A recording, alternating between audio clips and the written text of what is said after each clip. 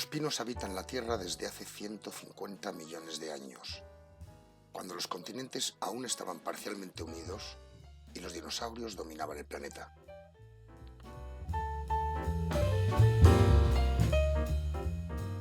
En aquellos tiempos las coníferas eran las especies vegetales más abundantes y se extendían por toda la superficie emergida.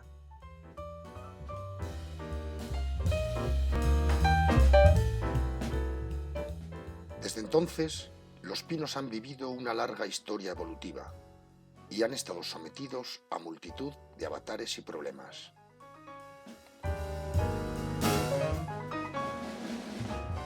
Pero han sido capaces de sobrevivir y hoy en día continúan siendo las especies principales en multitud de ecosistemas a lo largo de todo el globo.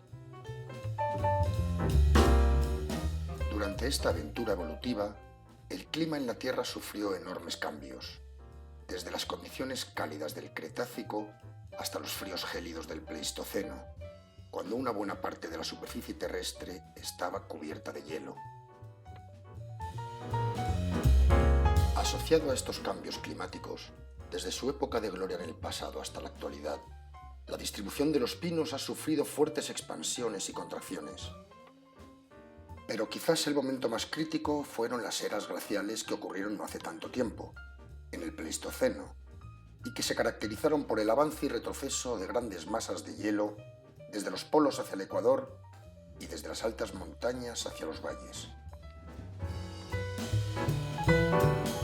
En los máximos glaciales, las condiciones en la Tierra para la vida vegetal y animal fueron extremadamente duras y muchas especies no fueron capaces de sobrevivir. Fue una época de grandes extinciones. A pesar de ello, en ocasiones, algunas especies encontraron refugios donde pudieron aguantar las pésimas condiciones climáticas.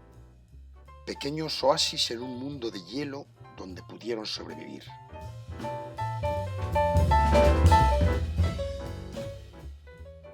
Estos drásticos cambios climáticos ejercieron fuertes presiones de selección sobre las distintas especies. Solo aquellos individuos mejor adaptados y capaces de soportar las condiciones adversas pudieron sobrevivir y reproducirse, permitiendo así continuar la historia evolutiva de la especie. Es lo que se conoce como selección natural, la ley fundamental de la biología propuesta por Charles Darwin y Alfred Russel Wallace. Además, en los refugios glaciares las poblaciones llegaron a ser muy reducidas, provocando procesos de endogamia y de deriva genética, una fuerza de cambio evolutivo que por cuestiones de puro azar fijó determinados genes y caracteres en las distintas poblaciones relícticas. Fruto de estas fuerzas evolutivas neutrales, es decir, sin relación con la adaptación a los distintos ambientes, las poblaciones de los distintos refugios se diferenciaron entre sí de forma completamente aleatoria. Pero después de las últimas glaciaciones, hace alrededor de 15.000 años, el clima mejoró paulatinamente. El ambiente se volvió poco a poco más favorable.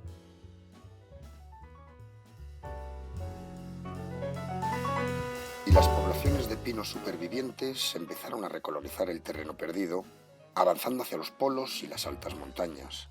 Durante este proceso de recolonización posglacial, las distintas poblaciones relícticas fuertemente diferenciadas entre sí por procesos evolutivos neutrales fueron adaptándose genéticamente a las nuevas condiciones ambientales que se iban encontrando en sus rutas de expansión.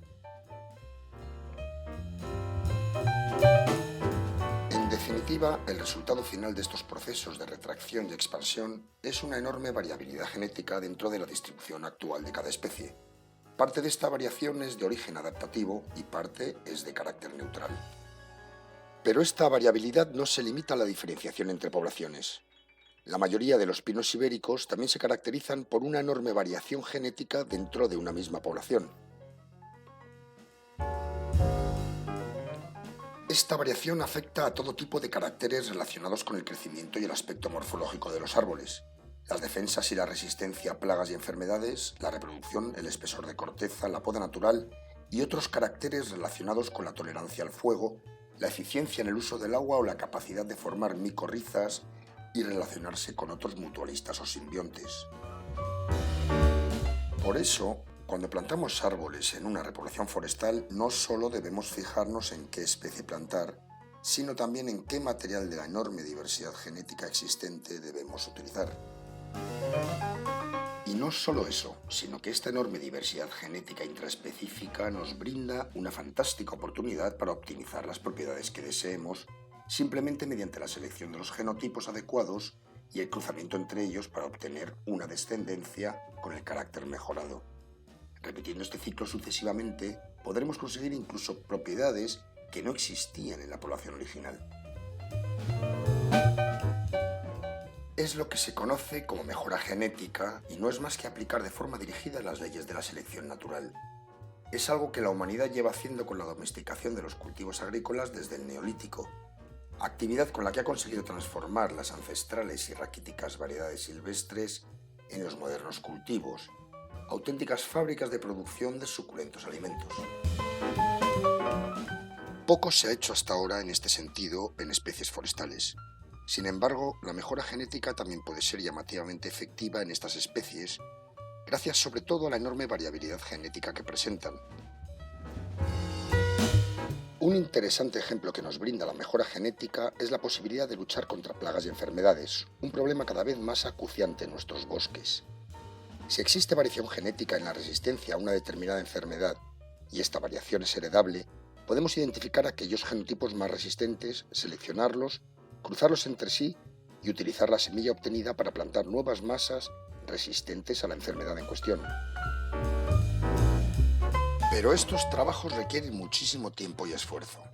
Para empezar, es necesario diferenciar qué parte del fenotipo es genética y qué parte es ambiental.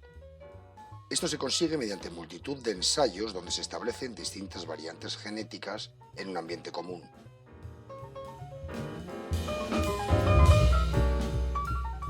Estos ensayos con especies forestales implican un proceso largo y complejo. Desde la selección y recogida del material en origen hasta la evaluación de los caracteres de interés en los individuos del ensayo, se necesitan decenas de años. Y ese tiempo será todavía mayor si consideramos que los procesos de mejora genética se desarrollan por ciclos de selección recurrente. El proyecto GenMac, Recursos Genéticos para el Abastecimiento Sostenible de Madera de Calidad de Coníferas, busca avanzar en este largo camino y optimizar el uso de los recursos genéticos de dos de las principales especies de pino plantadas en la península ibérica, el pino pinástero marítimo y el pino radiata o insigne. El objetivo final es asegurar a largo plazo un suministro sostenible y estable de madera de calidad. Gracias a los esfuerzos realizados durante las últimas décadas y a la disposición de distintas redes de ensayos y de nutridas colecciones de material genético, el grupo operativo que conforma GenMac ha realizado importantes avances de caracterización integral de los recursos genéticos disponibles de estas especies y ha identificado materiales genéticos con buena calidad de madera, resistentes a enfermedades y plagas y tolerantes a las condiciones de cambio climático. Es importante no olvidarse de que lo que se planta hoy serán los montes del futuro. Una adecuada selección de material genético tendrá, por tanto, importantísimas consecuencias a largo plazo.